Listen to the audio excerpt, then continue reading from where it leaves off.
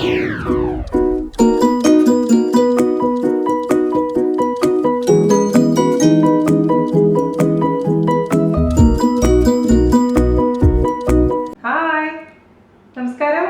എന്തുണ്ട് വിശേഷം? എല്ലാവരും സുഖം തന്നെയല്ലേ? ഞാനിവിടെ സുഖമായിരിക്കുന്നു. അപ്പോൾ നമ്മളിന്ന് ചെയ്യാൻ പോകുന്നത് കോക്കനട്ട് ഇല്ലാതെ വട്ടയപ്പമാണ്. ഞാൻ ഇതിന് മുൻപ് കോക്കനട്ട് ഇല്ലാത്ത പാലപ്പം ചെയ്തിട്ടുണ്ടായിരുന്നു. അപ്പോൾ ഒരുപാട് പേര് ചെയ്തിട്ട് ഇഷ്ടപ്പെട്ടു എന്നൊക്കെ പറഞ്ഞിട്ടുണ്ടായിരുന്നു. അതിനൊക്കെ ഒരുപാട് സന്തോഷം. അപ്പോൾ ആ റെസിപ്പി ചെയ്തപ്പോൾ നിങ്ങൾ ഒരുപാട് പേര് എൻ്റെ അടുത്ത് ചോദിച്ചിട്ടുണ്ടായിരുന്നു, ചേച്ചി വട്ടയപ്പം ചെയ്യാൻ പറ്റുമോ, അതിൻ്റെ റേഷ്യോ എങ്ങനെയാണ്, അരി വെച്ച് ചെയ്യാൻ പറ്റും, അരിപ്പൊടി വെച്ച് ചെയ്യാൻ പറ്റുന്ന ഒരുപാട് സംശയങ്ങൾ അതിൻ്റെ കൂട്ടത്തിൽ ചോദിച്ചിട്ടുണ്ടായിരുന്നു. അപ്പോൾ ഞാൻ കരുതി ഒരു റെസിപ്പി ആയിട്ട് വട്ടയപ്പം കാണിക്കാമെന്ന് വിചാരിച്ചു. അപ്പോൾ ഇത് നിങ്ങൾക്ക് അരി വെച്ച് ചെയ്യാം, അരിപ്പൊടി വെച്ചിട്ട് ചെയ്യാം. ഞാൻ ഇന്ന് ചെയ്തിരിക്കുന്നത് അരി വെച്ചിട്ടാണ്. അപ്പോൾ അരിപ്പൊടി വെച്ച് ചെയ്യേണ്ട രീതി ഞാൻ പറഞ്ഞിട്ടുണ്ട് വീഡിയോയിൽ. അപ്പോൾ രണ്ടും ചെയ്ത് നോക്കുക. പക്ഷെ ഞാൻ പേഴ്സണലി പ്രിഫർ ചെയ്യുന്നത് വട്ടയപ്പം ഉണ്ടാക്കുമ്പോൾ അരി വെച്ച് ചെയ്യുന്നതാണ് കുറച്ചും കൂടെ കൂടുതൽ നല്ല പെർഫെക്റ്റ് റിസൾട്ട് കിട്ടുന്നത് കേട്ടോ. അതേപോലെ തന്നെ ഇന്നലെ ഞാൻ ചക്ക എരിശ്ശേരിയുടെ വീഡിയോ ഇട്ടിട്ടുണ്ടായിരുന്നു. നിങ്ങളുടെ അടുത്ത് ചക്ക ഇല്ലാന്ന് എനിക്കറിയാം, എന്നാൽ പോലും വീഡിയോ കാണാത്തവർ കാണാൻ മറക്കരുത് കേട്ടോ. ചക്കനെ നമുക്ക് തടയാൻ പറ്റില്ലല്ലോ, എപ്പോഴെങ്കിലും കിട്ടുമല്ലോ. അപ്പോൾ ഒട്ടും താമസിയാതെ നമുക്ക് എങ്ങനെയാണ് അവൽ വെച്ചിട്ട്, അതായത് നാളികേരമില്ലാതെ അവൽ വെച്ചിട്ട് വട്ടയപ്പം തയ്യാറാക്കാം നോക്കിട്ട് വരാം. ഓക്കെ. നീ അലുവ മീൻ കറി ഇട്ടിട്ടില്ല പരാതി. അയ്യോ, അലുവ മീൻ കറി ഞാനാ ബെസ്റ്റ്.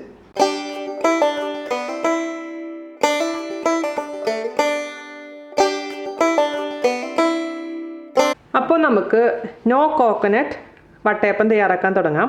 ഞാനിപ്പോൾ ഇവിടെ 2 ഗ്ലാസ് അരിയാണ് എടുത്തിരിക്കുന്നത്. 2 ഗ്ലാസ് പച്ചരി, അതായത് റോ റൈസ്.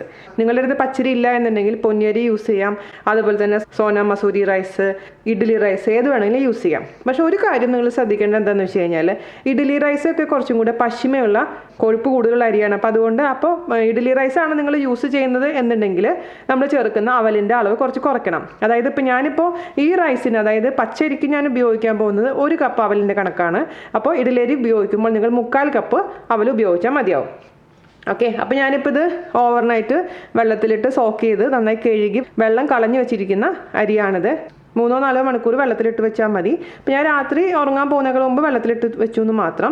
പിന്നെ വേറൊരു കാര്യം ശ്രദ്ധിക്കേണ്ടതെന്ന് വെച്ചാൽ, ഒരുപാട് നേരം നമ്മൾ വെള്ളത്തിലിടാൻ പാടില്ല. അപ്പോൾ നിങ്ങൾക്ക് രാവിലെ എണീറ്റ് അരച്ചു വെക്കാനുള്ള സാഹചര്യം ഇല്ല എന്നുണ്ടെങ്കിൽ എന്ത് ചെയ്യേണ്ടതെന്ന് വെച്ച് കഴിഞ്ഞാൽ, റൈസ് എടുത്ത് നന്നായി കഴുകുക. എന്നിട്ട് അതിലത്തെ വെള്ളമൊക്കെ മാറ്റി പുതിയ വെള്ളം ഒഴിച്ചിട്ട് ഫ്രിഡ്ജിൽ വെച്ചാൽ മതി. അപ്പോൾ നിങ്ങൾക്ക് എപ്പോഴാണോ സൗകര്യം അപ്പോൾ അരച്ച് വെച്ചാൽ മതി. കാരണം ഒരുപാട് നേരം നമ്മൾ അരി വെള്ളത്തിലിട്ട് കുതിർത്ത് വെക്കുകയാണെങ്കിൽ, ഇപ്പോൾ ഞാൻ പറഞ്ഞിട്ടുണ്ട് പല വീഡിയോസിലും, ഒരു വളിച്ച പോലത്തെ ഒരു സ്മെല്ല് വരാൻ തുടങ്ങും. അപ്പോൾ അത് നമ്മുടെ വട്ടയപ്പത്തിനാണെങ്കിലും പാലപ്പത്തിനാണെങ്കിലും ഒക്കെ ഒരു സ്മെൽ ഡിഫറൻസ് ഫീൽ ചെയ്യാൻ തുടങ്ങും. അപ്പോൾ അതെപ്പോഴും ശ്രദ്ധിക്കുക. അപ്പോൾ ഓവർനൈറ്റ് സോക്ക് ചെയ്യുക. അതല്ല എന്നുണ്ടെങ്കിൽ 3-4 മണിക്കൂർ സോക്ക് ചെയ്താലും മതിയാവും, നന്നായി അരഞ്ഞു കിട്ടും. ഓക്കെ. അപ്പോൾ ഇത് നമുക്ക് മാറ്റി വയ്ക്കാം. ഇനി നമുക്ക് വേണ്ടത് അവലാണ്. ഞാനിവിടെ വെള്ളവലാണ് ഉപയോഗിച്ചിരിക്കുന്നത്. അപ്പോൾ നിങ്ങളുടെ അടുത്ത് വെള്ളവലില്ല എന്നുണ്ടെങ്കിൽ ബ്രൗൺ അവലായാലും കുഴപ്പമില്ല. പക്ഷേ കുറച്ചും കൂടെ നമ്മൾ വട്ടയപ്പത്തിന് നല്ല കളർ ആയിട്ട് വൈറ്റ് കളറായിട്ടുള്ള വട്ടയപ്പം വേണമെന്നുണ്ടെങ്കിൽ വെള്ള അവലായിരിക്കും കുറച്ചും കൂടെ നല്ലത്. ഞാൻ ഇതുപോലത്തെ 240 ml ഗ്ലാസ്സിൽ 1 ഗ്ലാസ് അവലാണ് ഞാൻ ഈ 2 ഗ്ലാസ് അരിക്ക് ഉപയോഗിച്ചിരിക്കുന്നത്. അരി അളന്നിരിക്കുന്ന അതേ ഗ്ലാസ്സിൽ തന്നെയാണ് അവലും അളന്നിരിക്കുന്നത്. ഞാൻ എന്താ ചെയ്തതെന്ന് വെച്ച് കഴിഞ്ഞാൽ, അവൽ നന്നായി കഴുകിയെടുത്തു. അപ്പോൾ പലരും എന്നോട് ചോദിച്ചിട്ടുണ്ടായിരുന്നു, എങ്ങനെയാണ് ചേച്ചി അവൽ കഴുകുന്നത്, എന്തിനാണ് കഴുകുന്നത് എന്നൊക്കെ ചോദിച്ചിട്ടുണ്ടായിരുന്നു. എനിക്കെന്തോ അവൽ കഴുകിയിട്ടില്ലെങ്കിൽ ഒരു സമാധാനം ഇല്ലാത്ത പോലെ. ഇപ്പോൾ റീസെൻ്റ് ആയിട്ട് ഞാൻ നോക്കുമ്പോൾ അവലിൽ നിറയെ അഴുക്കൊക്കെ പോലെ ഒരു ഫീൽ ചെയ്യുന്നു. അതെൻ്റെ തോന്നലാണെന്ന് എനിക്കറിയില്ല. അപ്പോൾ ഇനി ഞാൻ റിസ്ക് എടുക്കാൻ തയ്യാറല്ല. അതുകൊണ്ട് ഞാൻ പച്ചവെള്ളത്തിൽ നന്നായി കഴുകി 2-3 പ്രാവശ്യം കഴുകിയതിന് ശേഷം ഒരു 1/2 ഗ്ലാസ് വെള്ളം ഒഴിച്ച് കുതിർത്ത് വെച്ചിട്ടുണ്ട്. അങ്ങനെ കുതിർത്ത് വെച്ചിരിക്കുന്ന അവലാണിത്. അപ്പോൾ 1 ഗ്ലാസ് അവൽ കുതിർന്നിട്ടുണ്ട് കേട്ടോ. ഞാൻ പറഞ്ഞ പോലെ നിങ്ങൾ ഇഡ്ഡലി റൈസാണ് ഉപയോഗിക്കുന്നത് എന്നുണ്ടെങ്കിൽ 3/4 ഗ്ലാസ് അവൽ മതിയാവും. അതുപോലെ തന്നെ ഇപ്പോൾ നിങ്ങളുടെ അടുത്ത് ഞാൻ പാലപ്പത്തിന് ഈസി പാലപ്പം, അതായത് നോ കോക്കനട്ട് പാലപ്പത്തിൽ പറഞ്ഞ പോലെ തന്നെ നിങ്ങൾക്ക് അരിപ്പൊടിയാണ് നിങ്ങൾക്ക് ചെയ്യേണ്ടത് എന്നുണ്ടെങ്കിൽ 3/4 ഗ്ലാസ് അവൽ മതിയാകും. 1 ഗ്ലാസ് അവൽ വേണ്ട. അപ്പോൾ ഞാൻ ചെയ്ത് നോക്കിയപ്പോൾ എനിക്ക് അരിപ്പൊടി വെച്ച് ചെയ്തപ്പോഴും നന്നായിട്ടുണ്ടായിരുന്നു, അരി വെച്ച് ചെയ്തപ്പോഴും നന്നായിട്ടുണ്ടായിരുന്നു. പക്ഷേ പെർഫെക്റ്റ് എന്ന് പറയുന്നത് അരി വെച്ച് ചെയ്തപ്പോൾ തന്നെയാണ് കിട്ടിയത്. അരിപ്പൊടി വെച്ച് ചെയ്തപ്പോഴും മോശമൊന്നുമില്ല. പക്ഷേ ഞാൻ പ്രിഫർ ചെയ്യുന്നത് വട്ടയപ്പം ഉണ്ടാക്കാൻ അരി വെച്ചിട്ടാണ്. അപ്പോൾ നിങ്ങൾക്ക് വേണമെന്നുണ്ടെങ്കിൽ അരിപ്പൊടി വെച്ചിട്ടും ചെയ്യാം, സെയിം പ്രൊസീജിയർ തന്നെ.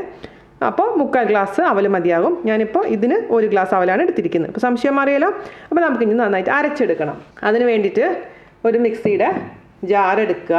മിക്സിയുടെ വലിയ ജാറിലോട്ട് നമുക്ക് അരിയും അവലും കൂടെ ഇട്ടതിന് ശേഷം നല്ല ഫൈനായിട്ട് അങ്ങ് അരച്ചെടുക്കാം. ഇതിലിപ്പോൾ കപ്പി കാച്ചേണ്ട ആവശ്യമൊന്നുമില്ല. വെറുതെ അരച്ചെല്ലാം കൂടി അങ്ങ് അരച്ച് വെച്ചാൽ മാത്രം മതിയാകും. 2-3 ബാച്ചായിട്ട് നമുക്കിത് അരച്ചെടുക്കാം. അതിലേക്ക് കുറച്ച് അവലും കൂടി ഇട്ട് കൊടുക്കും. നന്നായി കുതിരണം കേട്ടോ അവൽ, അത് പ്രത്യേകിച്ച് ശ്രദ്ധിക്കണം. അല്ലെങ്കിൽ ഇങ്ങനെ അവൽ അരയാത്ത പോലെ കിടക്കും. അപ്പോൾ നല്ലതായിട്ട് കുതിർന്ന ശേഷം അവൽ ഇട്ട് കൊടുക്കുക. ആവശ്യത്തിന് വെള്ളം ഒഴിച്ചു കൊടുക്കുക. അപ്പോൾ ഞാൻ വെള്ളത്തിൻ്റെ അളവ് അവസാനം ഞാൻ പറഞ്ഞുതരാം, എത്ര വെള്ളം ഞാൻ യൂസ് ചെയ്തിട്ടുണ്ടെന്നുള്ള കാര്യം. ഞാനിപ്പോൾ ഇതിലേക്ക് തൽക്കാലത്തേക്ക് 1 ഗ്ലാസ് വെള്ളം ഒഴിച്ച് കൊടുത്തിട്ടുണ്ട്. നന്നായിട്ട് അരച്ചിട്ട് വരട്ടെ. അങ്ങനെ ഞാൻ ആദ്യത്തെ ബാച്ച് അരച്ചെടുത്തിട്ടുണ്ട്. നല്ല ഫൈനായിട്ടുള്ള മാവായിരിക്കും, പ്രത്യേകിച്ച് ശ്രദ്ധിക്കുക, ഒട്ടും തരിതരിയായിട്ട് ഉണ്ടാവാൻ പാടില്ല. അപ്പോൾ ഇതുപോലെ മൊത്തത്തിൽ ഞാൻ ബാക്കിയുള്ള അരിയും അവലും നന്നായിട്ട് അരച്ചെടുക്കട്ടെ. അപ്പോൾ നമ്മൾ 2 പ്രാവശ്യം അതിൽ ഒഴിച്ചിട്ടുണ്ടെങ്കിൽ മൂന്നാമത്തെ, അതായത് ലാസ്റ്റത്തെ ബാച്ച് ഞാൻ ഇതിലേക്ക് നമ്മുടെ ജാറിലേക്ക് ഇട്ടിട്ടുണ്ട്. ഞാൻ അതിലോട്ട് നമുക്ക് എന്താ ചെയ്യേണ്ടതെന്ന് വെച്ച് കഴിഞ്ഞാൽ ആവശ്യത്തിനുള്ള പഞ്ചസാര, ഉപ്പ്, പിന്നെ ഈസ്റ്റ് ചേർത്ത് കൊടുക്കണം. ഞാനിപ്പോൾ ഇതൊരു പലഹാരമായിട്ടാണ് ഉപയോഗിക്കുന്നത്. അതായത് വട്ടയപ്പം സ്വീറ്റ് ആയിട്ടുള്ള വേർഷനാണ് ഞാൻ ചെയ്യുന്നത്. അതേസമയം നിങ്ങൾക്ക് ഇപ്പോൾ ചിക്കൻ കറിയുടെ കൂടെയും അതായത് കറികളുടെ കൂടെ കഴിക്കേണ്ട വട്ടയപ്പാണെന്നുണ്ടെങ്കിൽ ഇതിൽ ഇടുന്ന പഞ്ചസാരയുടെ അളവ് വളരെ കുറച്ച് ഇട്ടാൽ മതി. അത് നിങ്ങളുടെ താല്പര്യം അനുസരിച്ച് പഞ്ചസാരയുടെ അളവിൽ മാറ്റം വരുത്തുക. അപ്പം ഇത് 4 മണി പലഹാരം ആയതുകൊണ്ട് മാത്രമാണ് ഞാൻ കൂടുതൽ പഞ്ചസാര ഇട്ട് കൊടുക്കുന്നത് കേട്ടോ ഇതിൽ. പിന്നെ വേണമെന്നുണ്ടെങ്കിൽ നമുക്ക് ഫെർമെൻ്റ് ആയതിനു ശേഷം പഞ്ചസാരയുടെ അളവ് മാറ്റം വരുത്താം. അപ്പം ഞാനിപ്പോൾ ഇവിടേക്ക് 4 ടേബിൾ സ്പൂൺ പഞ്ചസാര ഇപ്പോൾ തൽക്കാലം ഇട്ട് കൊടുക്കുന്നുണ്ട്. പിന്നെ ഞാനിതിലേക്ക് ഇട്ട് കൊടുക്കാൻ പോകുന്നത് 1/2 ടീസ്പൂൺ ഈസ്റ്റാണ്. അപ്പോൾ ഈസ്റ്റിൻ്റെ ഡീറ്റെയിൽസ് ഞാൻ കഴിഞ്ഞ വീഡിയോയിൽ നമ്മുടെ നോ കോക്കനട്ട് അപ്പത്തിൽ ഡീറ്റെയിൽ ആയിട്ട് പറഞ്ഞിട്ടുണ്ട്, എങ്ങനെയാണ് ഈസ്റ്റ് തിരിച്ചറിയേണ്ട കാര്യങ്ങളൊക്കെ. അപ്പോൾ സംശയമുള്ളവരൊക്കെ അത് നോക്കാൻ മറക്കരുത്. അപ്പോൾ 1/2 ടീസ്പൂൺ ഇൻസ്റ്റൻറ്റ് ഈസ്റ്റാണ് ചേർത്ത് കൊടുത്തിരിക്കുന്നത്. അതേസമയം ഡ്രൈ ഈസ്റ്റ് ആണ് എങ്കിൽ ഞാൻ പറഞ്ഞ പോലെ തന്നെ കുറച്ച് ലൂപ്പ് വാം വാട്ടറിൽ പഞ്ചസാര മിക്സ് ചെയ്യുക, അതിലോട്ട് വേണം ഈസ്റ്റ് ഇട്ട് കൊടുക്കാൻ. അപ്പോഴും 1/2 ടീസ്പൂൺ തന്നെയാണ് ഈസ്റ്റിൻ്റെ അളവ്. അതിനുശേഷം ഒരു 10 മിനിറ്റ് ഫെർമെൻ്റ് ആയതിനു ശേഷം മാത്രം ഇതിലോട്ട് ഒഴിച്ചിട്ട് അടിച്ചെടുക്കുക. അപ്പം ഞാൻ എൻ്റെ ഇൻസ്റ്റൻറ്റ് ഈസ്റ്റ് ആയതുകൊണ്ടാണ് ഡയറക്റ്റ് ആയിട്ട് ഇതിലേക്ക് ഇട്ട് കൊടുത്തിരിക്കുന്നത് കേട്ടോ. ഓക്കെ, അപ്പോൾ ഡീറ്റെയിൽ ആയിട്ട് ആ വീഡിയോ കാണാൻ മറക്കരുത്. അപ്പോൾ ഞാൻ അല്പം ഉപ്പും കൂടെ ചേർത്ത് കൊടുക്കാം. ഉപ്പ് ആവശ്യത്തിന്, അതായത് ഇപ്പോൾ ഞാനിപ്പോൾ ഒരു 1/2 ടീസ്പൂൺ ഉപ്പ് ചേർത്ത് കൊടുത്തിട്ടുണ്ട്. പിന്നെ ആവശ്യത്തിന് വേണമെന്നുണ്ടെങ്കിൽ ഫെർമെൻ്റ് ആയതിനു ശേഷം ടേസ്റ്റ് നോക്കിയിട്ട് നമുക്ക് ചേർത്ത് കൊടുക്കാം. ഈസ്റ്റിൻ്റെ അളവ് എന്ന് പറഞ്ഞാൽ നമ്മൾ താമസിക്കുന്ന സ്ഥലത്തെ ക്ലൈമറ്റ് അനുസരിച്ച് മാറ്റങ്ങൾ വരും. അപ്പോൾ ഇവിടെ എന്ന് വെച്ച് കഴിഞ്ഞാൽ തണുപ്പൊക്കെ മാറി അത്യാവശ്യം ചെറിയ ചൂടായിട്ട് തുടങ്ങിയിട്ടുണ്ട്. അപ്പോൾ 1/2 ടീസ്പൂൺ, ഒരുപാട് തണുപ്പുള്ള രാജ്യങ്ങളിൽ താമസിക്കുന്ന ആൾക്കാരാണെങ്കിൽ ഈസ്റ്റിൻ്റെ അളവ് കൂട്ടുക. അതേസമയം ഒരുപാട് ചൂടാണ് എന്നുണ്ടെങ്കിൽ ഈസ്റ്റിൻ്റെ അളവ് കുറയ്ക്കാം. ഒരു 1/4 ടീസ്പൂൺ കിട്ടാൽ മതി, പെട്ടെന്ന് തന്നെ ഫെർമെൻ്റ് ആയി കിട്ടും. അപ്പോൾ ഇത് 2 മുതൽ 3 മണിക്കൂർ കൊണ്ട് തന്നെ ഇപ്പോൾ ഇവിടുത്തെ ക്ലൈമറ്റിൽ ഇത് ഫെർമെൻ്റ് ആയിട്ട് വരും. പക്ഷേ ഞാനൊരു 4 മണിക്കൂറെങ്കിലും വെക്കും. കാരണം അപ്പത്തിനേക്കാളും കുറച്ചും കൂടെ ഫെർമെൻ്റ് ആവണം വട്ടയപ്പം ചെയ്യാൻ, അത് പ്രത്യേകിച്ച് ശ്രദ്ധിക്കുക. അപ്പോൾ ഒരു 4 മണിക്കൂർ ഫെർമെൻ്റ് ആവണം. അപ്പോൾ ഇത് നമുക്ക് ഇതും കൂടെ നന്നായിട്ടങ്ങ് അരച്ചെടുക്കുകയാണ്. ഞാൻ അരച്ചെടുത്ത ലാസ്റ്റ് ബാച്ചും കൂടെ ഞാൻ ഇതിലേക്ക് ഒഴിച്ചു കൊടുക്കുകയാണ്. ഞാനിപ്പോൾ മൊത്തത്തിൽ 1.25 ഗ്ലാസ് വെള്ളം ചേർത്തിട്ടാണ് അരച്ച് കൊടുത്തിട്ടുണ്ടായിരുന്നത്. പക്ഷേ തിക്നെസ് കൂടുതലാണ്. അപ്പോൾ നമുക്ക് കുറച്ചും കൂടി വെള്ളം ഒഴിച്ചു കൊടുക്കണം. അപ്പോൾ ഞാനൊരു 1/4 ഗ്ലാസും കൂടി വെള്ളം ഒഴിച്ച് കൊടുക്കാൻ പോവുകയാണ്. അതായത് മൊത്തത്തിൽ ഞാനിപ്പോൾ ഇതിലേക്ക് 2 ഗ്ലാസ് വെള്ളം ചേർത്ത് കൊടുത്തിട്ടുണ്ട്. 1.25 ഗ്ലാസ് വെള്ളത്തിൽ അരച്ചെടുത്തു, പിന്നെ വീണ്ടും ഒരു 1/4 ഗ്ലാസ് വെള്ളം, അങ്ങനെ മൊത്തത്തിൽ 2 ഗ്ലാസ് വെള്ളമാണ് ഞാനിപ്പോൾ ഒഴിച്ച് കൊടുത്തിരിക്കുന്നത്. പിന്നെ ഇത് ഫെർമെൻ്റ് ആയതിനു ശേഷം നമുക്ക് നോക്കാം. അതിന് ശേഷം ആവശ്യമുണ്ടെങ്കിൽ മാത്രം വെള്ളം ചേർത്ത് കൊടുക്കുക. അപ്പോൾ ഇത് ഭയങ്കര എളുപ്പമാണ് ചെയ്യാൻ. നോ കോക്കനട്ട് പാലപ്പം ചെയ്ത സമയത്ത് ഒരുപാട് പേര് എൻ്റെ അടുത്ത് പറഞ്ഞിട്ടുണ്ടായിരുന്നു, ചേച്ചി വട്ടയപ്പത്തിൻ്റെ റെസിപ്പിയും കൂടി ഇടാൻ. സെയിം തന്നെയാണ് മക്കളെ, ഒരു മാറ്റങ്ങളൊന്നുമില്ല. പക്ഷേ ഫെർമെൻറ്റേഷൻ ടൈമും നമ്മൾ ചേർക്കുന്ന പഞ്ചസാരയുടെ അളവും കുറച്ചൊന്ന് മാറ്റം വരും. വേറൊക്കെ സെയിം പ്രൊസീജിയർ തന്നെ. അപ്പോൾ നമുക്കിത് ഫെർമെൻ്റ് ആയതിനു ശേഷം, അപ്പോൾ ഞാൻ പറഞ്ഞ പോലെ തന്നെ ഓരോ ക്ലൈമറ്റ് അനുസരിച്ച് ഫെർമെൻറ്റേഷൻ ടൈമിൽ ഡിഫറൻസ് വരും. അപ്പോൾ 2 മുതൽ എപ്പോൾ വേണമെങ്കിലും ഫെർമെൻ്റ് ആവാം. അപ്പോൾ അതിനനുസരിച്ച് മാറ്റങ്ങൾ വരുത്തുക. പക്ഷേ ഞാൻ പറഞ്ഞ പോലെ പാലപ്പത്തിന് ഫെർമെൻ്റ് ആവുന്നതിനേക്കാളും കൂടുതൽ വേണം, അത് നല്ലോണം ഫെർമെൻ്റ് ആവണം. എന്നാൽ മാത്രമാണ് ആ വട്ടയപ്പത്തിന് നല്ല ലെയേഴ്സ് ഉള്ളിൽ നിറയെ കുത്തു വരുള്ളൂ. അത് ശ്രദ്ധിക്കുക. നന്നായി അങ്ങ് മിക്സ് ചെയ്ത് കൊടുക്കാൻ പ്രത്യേകിച്ച് ശ്രദ്ധിക്കുക. കാരണം ആ ഈസ്റ്റും പഞ്ചസാരയും നമ്മൾ ലാസ്റ്റ് ബാച്ചിലാണ് ചേർത്തിട്ടുണ്ടായിരുന്നത്. അപ്പോൾ മൊത്തം മാവിലോട്ടും ആ മാവ് നന്നായിട്ട് മിക്സ് ചെയ്യാൻ ശ്രദ്ധിക്കുക കേട്ടോ. അപ്പോൾ നമ്മുടെ മാവിൻ്റെ കൺസിസ്റ്റൻസി കണ്ട ഈ ഒരു കൺസിസ്റ്റൻസിയാണ് ഇപ്പോൾ തൽക്കാലം ഇരിക്കുന്നത്. പിന്നെ ഇപ്പോൾ ഇതിൻ്റെ ടേസ്റ്റ് നോക്കുക. അപ്പോൾ നിങ്ങൾക്ക് കൂടുതൽ മധുരം വേണമെന്നുണ്ടെങ്കിൽ മധുരം ചേർത്ത് കൊടുത്തോളൂ. ഞാൻ പറഞ്ഞ പോലെ മധുരം purely depends on each person. അത് ഓരോരുത്തരനുസരിച്ച് മാറ്റങ്ങൾ വരുത്താം.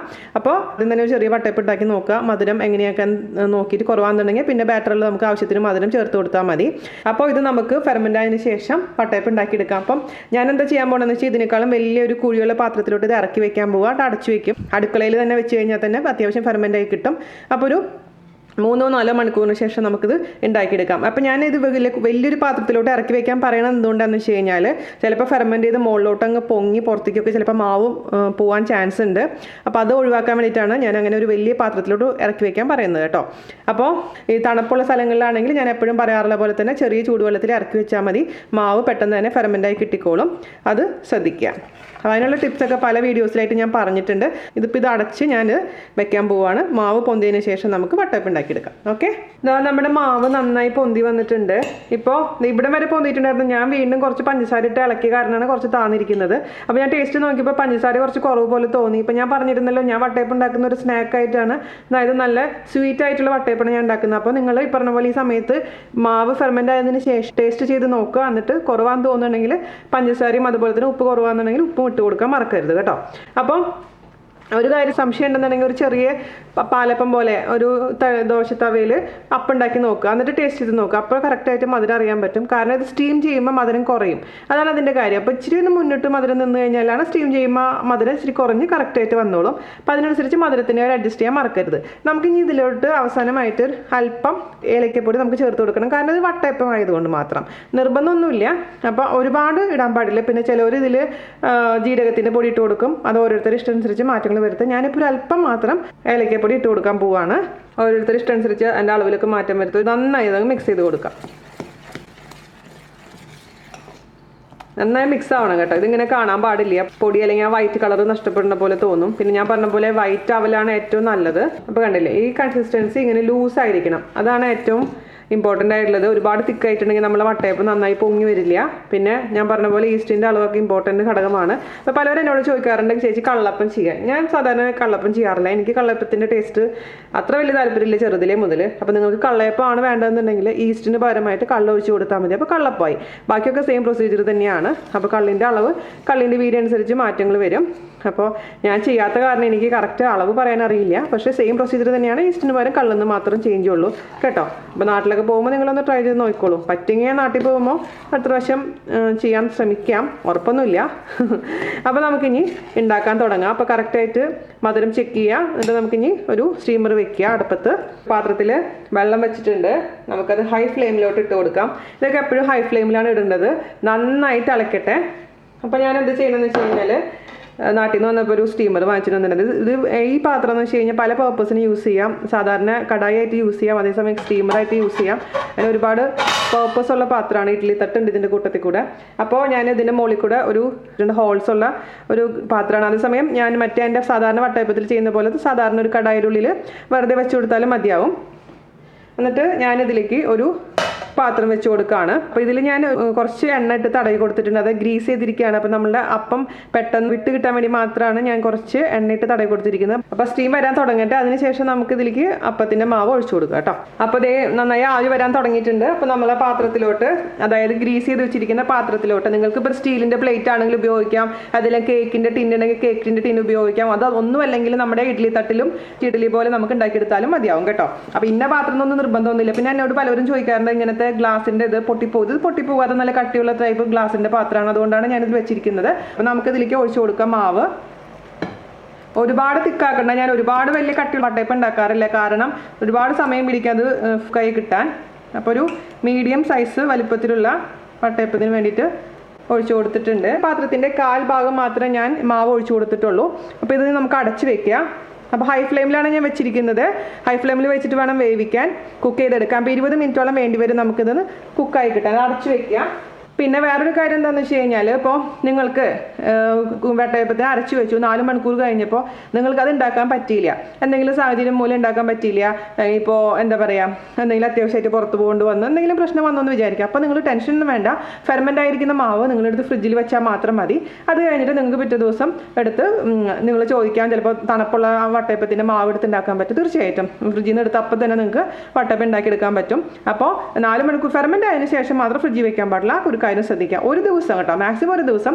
2 ദിവസം കഴിഞ്ഞ് കഴിഞ്ഞാൽ മാവിൻ്റെ ഈസ്റ്റിൻ്റെ എഫക്റ്റ് പോകും. അപ്പോൾ ഒരുപാട് ഫ്ലഫി ആയിട്ടുള്ള വട്ടയപ്പം നമുക്ക് ഉണ്ടാക്കിയെടുക്കാൻ പറ്റില്ല. അപ്പോൾ വട്ടയപ്പത്തിനൊക്കെ മാക്സിമം, അതായത് ഇന്ന് അരച്ച് വെക്കണമെങ്കിൽ നാളേക്ക് നമുക്ക് ഉണ്ടാക്കിയെടുത്താലും കുഴപ്പമൊന്നുമില്ല. ഓക്കെ, അപ്പോൾ നമുക്കിത് 20 മിനിറ്റ് കഴിഞ്ഞതിന് ശേഷം നോക്കാം. അപ്പോൾ നമുക്ക് നമ്മുടെ വട്ടയപ്പം കുക്കായിട്ടുണ്ടോയെന്നൊന്ന് ജസ്റ്റ് സ്ക്യൂർ വെച്ചിട്ടൊന്ന് ജസ്റ്റ് ഇൻസേർട്ട് ചെയ്ത് നോക്കാം. അത് ക്ലിയർ ആയിട്ട് വരുന്നുണ്ടെങ്കിൽ അതെ വെന്തിട്ടില്ല, കുറച്ചും കൂടെ ഒന്ന് ആവാനുണ്ട്. ഒരു 5 മിനിറ്റും കൂടെ കഴിയണം. അപ്പോൾ 5 മിനിറ്റും കൂടെ നമുക്കിതൊന്ന് സ്റ്റീം ചെയ്തെടുക്കാം. അപ്പോൾ ഒരു 15 മിനിറ്റ് കഴിഞ്ഞിട്ടുണ്ട്. 5 മിനിറ്റും കൂടെ കഴിഞ്ഞ് കഴിഞ്ഞാൽ നന്നായിട്ട് അങ്ങ് കുക്കായി കിട്ടും കേട്ടോ.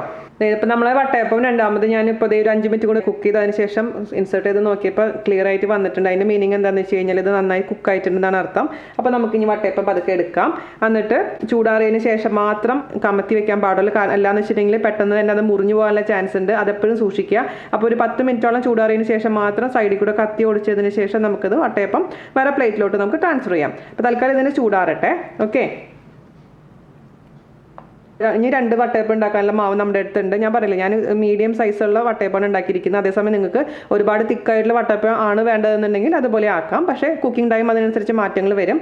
അപ്പോൾ അങ്ങനെയാണെന്ന് വെച്ച് കഴിഞ്ഞാൽ 2 വലിയ വട്ടയപ്പത്തിനുള്ള മാവാണ് നമുക്കുള്ളത്. നമ്മുടെ വട്ടയപ്പത്തിൻ്റെ ചൂട് കുറച്ചൊന്ന് ആറിയിട്ടുണ്ട്. നമുക്ക് ഇനി ഇത് സൈഡിൽ കൂടെ കത്തി ഓടിച്ചതിന് ശേഷം വേറെ പാത്രത്തിലോട്ട് നമുക്ക് മാറ്റി വയ്ക്കാം. ഓക്കെ, അപ്പോൾ തൊട്ട് നോക്കുമ്പോൾ തന്നെ നമുക്ക് നന്നായിട്ട് അറിയാൻ പറ്റും. നല്ല സോഫ്റ്റ് നല്ല സ്പോഞ്ച് ആയിട്ടിരിക്കുന്ന അപ്പാണിത്. അപ്പോൾ നിങ്ങൾക്ക് കോക്കനട്ട് ഇല്ലാണ്ട് ഇത്രയും നല്ല രീതിയിൽ ആ വട്ടയപ്പം എടുക്കുന്നുണ്ടെങ്കിൽ പിന്നെ എന്താ അല്ലേ ബുദ്ധിമുട്ട്. എപ്പോൾ ആണെങ്കിലും നമുക്ക് ഉണ്ടാക്കിയെടുക്കാൻ പറ്റും. അപ്പോൾ ഞാനിതൊന്ന് വേറൊരു പാത്രത്തിലോട്ട് മാറ്റാൻ പോവുകയാണ്. ഇതിലത്തെ വെള്ളം വറ്റിയിട്ടുണ്ടായിരുന്നു. അപ്പോൾ ഞാൻ കുറച്ചും കൂടി വെള്ളം ഒഴിച്ചിട്ടുണ്ട്. ഇത് നന്നായിട്ട് നമുക്കിത് ബോയിൽ ചെയ്യാൻ വെക്കാം. ആ സമയം കൊണ്ട് ഇത് വട്ടയപ്പം നമുക്ക് വേറൊരു പാത്രത്തിലോട്ട് മാറ്റി വയ്ക്കാം.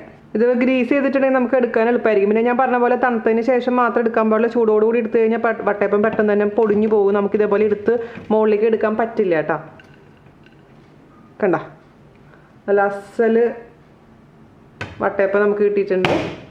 നമുക്കൊരു പ്ലേറ്റിലോട്ട് ഇട്ട് കൊടുക്കുക. നമുക്കിനി വീണ്ടും അടുത്ത ബാച്ച് വട്ടയപ്പം നമുക്ക് ഉണ്ടാക്കിയെടുക്കാം. അപ്പോൾ വീണ്ടും നമ്മുടെ വെള്ളം തിളയ്ക്കാൻ തുടങ്ങിയിട്ടുണ്ട്. മുകളിലേക്ക് പാത്രം വെച്ച് കൊടുക്കുക. ഇത് വീണ്ടും ഞാൻ ഈ പ്ലേറ്റ് വീണ്ടും ഗ്രീസ് ചെയ്തിട്ടുണ്ട് കേട്ടോ. കാരണം അല്ലെങ്കിൽ വീണ്ടും ഒട്ടിപ്പിടിക്കും. അപ്പോൾ നമുക്കതിലോട്ട് നമ്മുടെ അടുത്ത ബാച്ച് ഒഴിച്ചു കൊടുക്കുക. അപ്പോൾ ഞാൻ പറഞ്ഞ പോലെ ആദ്യത്തെ വട്ടയപ്പം ഒന്ന് ടേസ്റ്റ് ചെയ്ത് നോക്കൂ. നിങ്ങൾക്ക് മധുരം കുറവാണെന്നുണ്ടെങ്കിൽ ഇട്ട് കൊടുക്കുക. അപ്പോൾ ഞാനിതിൽ മൊത്തം 8 ടേബിൾ സ്പൂൺ പഞ്ചസാരയാണ് ഇട്ട് കൊടുത്തിരിക്കുന്നത് കേട്ടോ. ഞാൻ പറഞ്ഞ പോലെ കറിയുടെ കൂടെ കഴിക്കുന്ന വട്ടയപ്പാണെന്നുണ്ടെങ്കിൽ സ്വീറ്റ്നെസ് കുറയ്ക്കാം. അപ്പോൾ ഇതേപോലെ തന്നെ 20 മിനിറ്റ് കുക്ക് ചെയ്യുക. നമ്മുടെ അടുത്ത ബാച്ചും റെഡി ആയിട്ടുണ്ട്. ഞാനൊന്ന് ഇൻസേർട്ട് ചെയ്ത് നോക്കട്ടെ. ക്ലിയർ ആണ്. അപ്പോൾ ഇത് കൊടുക്കാം. ഓരോ പ്രാവശ്യം നമ്മൾ എടുക്കുമ്പോഴും താഴത്തെ വെള്ളം എത്ര ഉണ്ടെന്ന് നോക്കണം. വെള്ളം കുറവാണെന്നുണ്ടെങ്കിൽ വെള്ളം ഒഴിച്ച് കൊടുക്കാൻ മറക്കരുത് കേട്ടോ. കൈ എപ്പോഴും സൂക്ഷിക്കുക. ഒരു ടർക്കി ടവലോ ഒരു ഗ്ലൗസ് എന്തെങ്കിലും ഉപയോഗിച്ച് മാത്രം എടുക്കുക, അല്ലെങ്കിൽ കൈ പൊള്ളി പോവും. അങ്ങനെ അപ്പം നമ്മുടെ അടിപൊളിയായിട്ടുള്ള വട്ടയപ്പം 2 റെഡി ആയിട്ടുണ്ട്. മറ്റേ 3ാമത്തത് അടുപ്പത്തുണ്ട്. അപ്പോൾ ഇത്രയേ ഉള്ളൂ. എളുപ്പമാണ് തയ്യാറാക്കാൻ. അതേസമയം ഭയങ്കര ടേസ്റ്റിയാണ്. എപ്പോൾ വേണമെങ്കിലും നിങ്ങൾക്ക് ഇപ്പോൾ നാളികേരമൊന്നും ഇല്ലാത്തവർക്കും എപ്പോൾ വേണമെങ്കിലും വട്ടയപ്പം തയ്യാറാക്കി എടുക്കാൻ പറ്റും. പിന്നെ വട്ടയപ്പം നമുക്ക് ഉണ്ടാക്കിയതിന് ശേഷം കുറച്ച് ബാക്കിയൊക്കെ വരികയാണെന്നുണ്ടെങ്കിൽ ഒരു കാര്യം ചെയ്താൽ മതി. ഫ്രിഡ്ജിൽ വെച്ചിട്ട് പിന്നെ നമുക്ക് ആവശ്യമുള്ള സമയത്ത് ഇതേപോലെ സ്റ്റീമറിൽ വെച്ച് ജസ്റ്റ് ഒന്ന് സ്റ്റീം ചെയ്തെടുത്താൽ മതി. അപ്പോൾ നല്ല ഫ്രഷ് ആയിട്ടുള്ള ഇപ്പോൾ ഉണ്ടാക്കിയ പോലത്തുള്ള വട്ടയപ്പം നമുക്ക് കിട്ടും. നമ്മുടെ വട്ടയപ്പം ഞാൻ ഒന്ന് മുറിച്ചിട്ടുണ്ട്. ചൂടാറിയതിന് ശേഷം മാത്രം മുറിക്കാം കേട്ടോ, അല്ലെങ്കിൽ നമുക്ക് മുറിക്കാൻ പറ്റില്ല. കത്തിയിലിങ്ങനെ പറ്റി പിടിച്ചിരിക്കുക. അപ്പോൾ ചൂടാറിയതിന് ശേഷം മുറിച്ചെടുക്കുക. അപ്പോൾ ഞാനൊരു കഷ്ണം ടേസ്റ്റ് ചെയ്ത് നോക്കട്ടെ. ഇത്ര വലിയ കഷ്ണം വേണ്ട, ഞാൻ കൂടി ചെറുതാക്കട്ടെ. ഇവിടെ എല്ലാവരുടെയും ഫേവറേറ്റ് ആണ് ഈ വട്ടയപ്പം. ഇപ്പോൾ നമ്മുടെ നാട്ടിലൊക്കെ പോയി കഴിഞ്ഞാൽ ഏത് ബന്ധുക്കളുടെ വീട്ടിൽ പോയി കഴിഞ്ഞാലും മേശപ്പുറത്ത് ആദ്യം വെക്കുന്നത് വട്ടയപ്പമാണ് അല്ലേ. സാധാരണ ബേക്കറിയിൽ നിന്നൊക്കെ വാങ്ങിക്കുന്ന വട്ടയപ്പമാണ്. അപ്പോൾ അതുപോലെ തന്നെ ബേക്കറിയിൽ വാങ്ങിക്കുന്ന വട്ടയപ്പത്തിനേക്കാളും കൂടുതൽ ടേസ്റ്റാണ്. അതുപോലെ തന്നെ കണ്ടില്ലേ, നല്ല വിഗ്ലിയാണ്, ഇങ്ങനെ ആടിക്കൊണ്ടിരിക്കുന്ന സംഭവമാണിത്. അപ്പോൾ ഞാനൊന്ന് ടേസ്റ്റ് ചെയ്ത് നോക്കട്ടെ കേട്ടോ. നല്ല സോഫ്റ്റാണ്. നല്ല നിറയെ അറകൾ വന്നിട്ടുണ്ട് ഇതിനുള്ളിൽ. ഞാൻ ക്ലോസപ്പ് ഒന്ന് കാണിച്ചു തരാം. ഇത് കണ്ടില്ലേ, നിറയെ കുത്ത് അതായത് നിറയെ ഹോൾസ് ഉണ്ട് ഇതിൽ. ഇതുപോലെ വരണം നമ്മുടെ വട്ടയപ്പം. അപ്പോഴാണ് നല്ല സോഫ്റ്റ് ആവുക. അപ്പോൾ ഞാൻ പറഞ്ഞ കാര്യങ്ങളൊക്കെ ശ്രദ്ധിക്കുക. നിങ്ങളുടെ സപ്പോർട്ട് ഞാൻ തീർച്ചയായിട്ടും പ്രതീക്ഷിക്കുന്നു. അപ്പോൾ കൂടുതൽ ഫേസ്ബുക്കിലൂടെയും വാട്സപ്പിലൂടെയും മാക്സിമം നിങ്ങളൊന്ന് ഷെയർ ചെയ്യാൻ നമ്മുടെ റെസിപ്പീസൊക്കെ. ഇപ്പോൾ കൂടുതൽ ജനങ്ങളിലോട്ട് എത്താൻ അത് സഹായിക്കും. ട്രൈ ചെയ്യുമെന്ന് ഞാൻ വിശ്വസിക്കുന്നു. അതിനുശേഷം ഫീഡ്ബാക്ക് അറിയിക്കുക. അപ്പോൾ അടുത്ത റെസിപ്പി ആയിട്ട് വരുന്നവരെ നന്ദി, നമസ്കാരം. Thank U.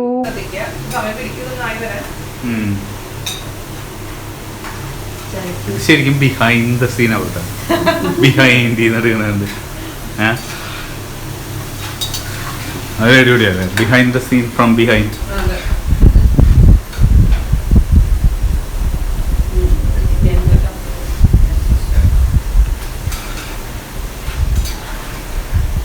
സൗണ്ട് കേൾക്കാൻ തോന്നുന്നു അല്ലേ?